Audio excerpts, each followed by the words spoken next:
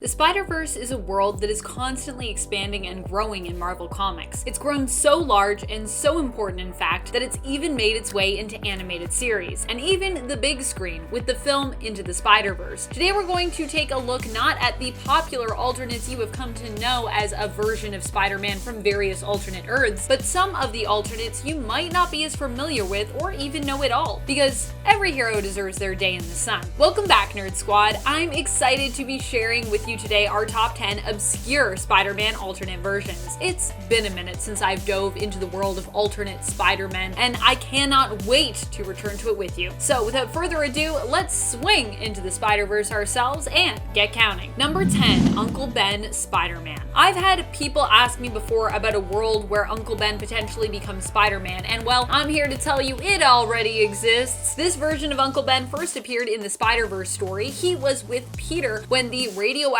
spider came along and ended up biting him instead of young Peter Parker. Discovering he had gained powers, Uncle Ben set out to do what you'd expect him to, try and use them for good to help people. However, this career as a vigilante would be short-lived. After the murder of his wife May and nephew Peter at the hands of his arch nemesis, he retired. For a while, he also went into hiding after Ezekiel Sims came to warn him of Morlun. Eventually, however, he would be found by Silk, who would then, with the help of the other spiders, recruit him into their ranks to help them take on the Inheritors. Number 9, WEB-SLINGER. WEB-SLINGER is our Wild West Spider-Man. Named Patrick O'Hara, this alternate Spider-Man first appeared in the comics in 2014, and would also have an animated version of his character appear a few years later in 2016 in the Disney XD animated series Ultimate Spider-Man. WEB-SLINGER also works alongside his partner and horse, Widow. We'd also learn that he has a special connection with his horse as well. They were actually both bitten by the same radioactive spider, which grants them a telepathic connection that WEB-SLINGER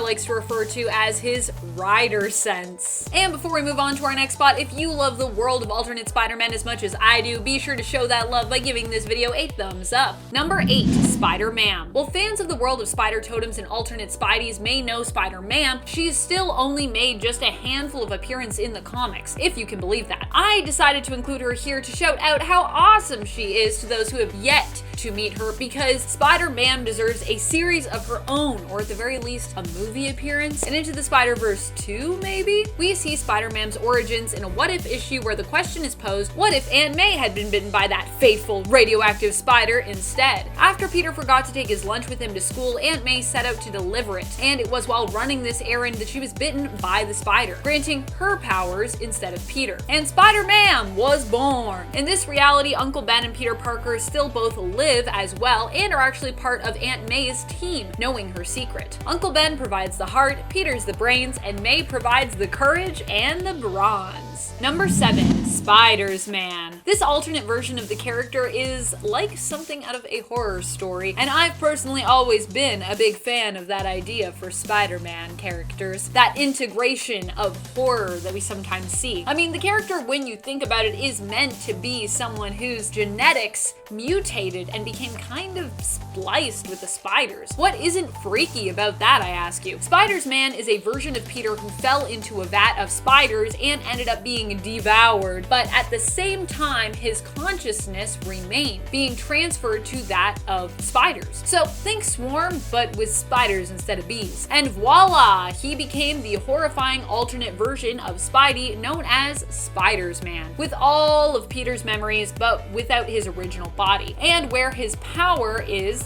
spiders. Number 6, Stan the Spider-Man? A very brief appearance for this character, but still, this is a thing that officially happened in the comics. Stan Lee is even listed as being this version of Spider-Man in the breakdown of characters who appeared in this issue online. Spider-Geddon issue number 5 at the beginning has a tribute to Stan the Man Lee, who passed away the same year only about a month earlier. But the tribute isn't confined to just the cover or the insert in his memory. They also included a tribute in the story for Stan, where he appears as one of the alternate Spider-Men, helping to save the day. We don't know much about this alternate Spider-Man, but we do know he's meant to be an alternate version of both Spidey and Stan combined. Number 5, the Spider. Still a bit of a mysterious figure for us. The Spider is an alternate version of Spider-Man where instead of Peter Parker, we have Detective George Stacy in the role. Yep, that's right, that's Gwen's father. In fact, he even joined up with his alternate daughter, Ghost Spider, who recruited him for the Spider Army. That had to have been interesting. Detective Stacy seems to fake an injury to help keep his identity a secret. We know that in the alternate Earth that he is from, he still has his daughter Gwen, or had her. It's unclear as to whether she is still alive or maybe died when we first meet him. He wears an all-black suit which looks like a tactical stealth suit with white lines stretching from the crown of his head down to his forehead, and a thin white spider on his chest. Number 4, Spider-Girl. But not any of the first people that come to mind when we say Spider-Girl. This alternate version of Spider-Man comes to us from the What If series, from an issue where we get to imagine 3 different characters becoming Spider-Man. One of them being Betty Brant. Betty Brant's Spider-Girl has really only made a few major appearances in the comics since her debut in 1978, and when you see her costume, I'm sure you're gonna understand perhaps why that's happened. In the What If series, hers was one of the few that didn't end in death, with her quitting being Spider-Girl instead after she learned she had failed to stop Uncle Ben's killer. Rather than be inspired to commit to a life as a vigilante, this event actually had the opposite effect on Betty Brant, though we'd find out later that Betty didn't completely give up being Spider-Girl, as she would appear much later in the Spider-Verse story. Number 3, Savage Spider-Man. I know there have probably been a lot of characters from various stories who share this kind of origins, but Savage Spider-Man's still always makes me think of Cyclops, aka Scott Summers. I know he's not the only one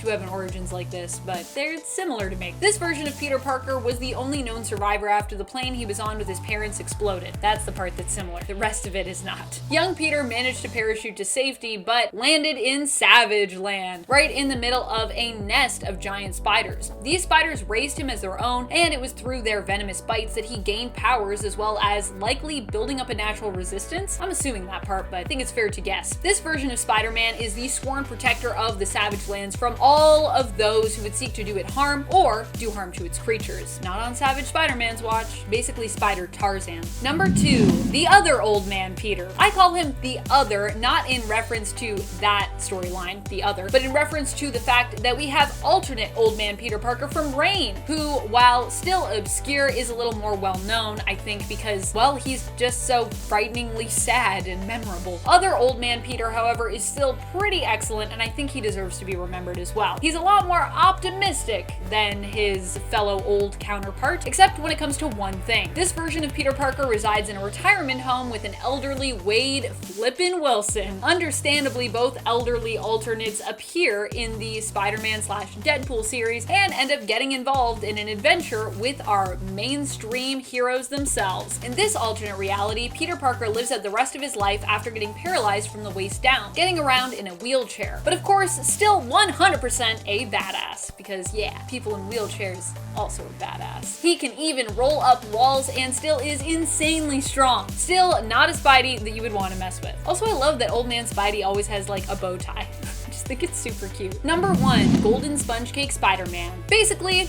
Hostess Spider-Man. This alternate Spider-Man was far too good for our world and was one of the first killed in the Spider-Verse event. No! He fought his villains by using tasty Hostess snacks, which apparently can tame any villain. Is the reality just like that villains are all hungry? I wonder if they would work on Galactus. You need some big ones. Hostess Spider-Man originally appeared in the Hostess brand ads, but as the Spider-Verse is a wide world event, he was incorporated into the main story, only to really be killed off, poor guy. His editorial name had to be changed due to trademark issues, as he was, of course, no longer running in a Hostess ad. But on to the main story, baby. Does this mean there is a whole alternate world filled with Hostess ad characters? Because Spider-Man wasn't the only hero to appear in those. What happened to the rest of that world? Is it still out there? I want to go to that alternate Earth. Who are some of your favorite alternate giant spider folks? Are there any who you've only ever seen once or twice, but who just have stuck with you despite their obscurity? Let us know in the comments below. And thank you so much for commenting and watching. This has been Top 10 Nerd, and I'm your host, Amanda McKnight. Till next time, you stay nerdy, YouTube.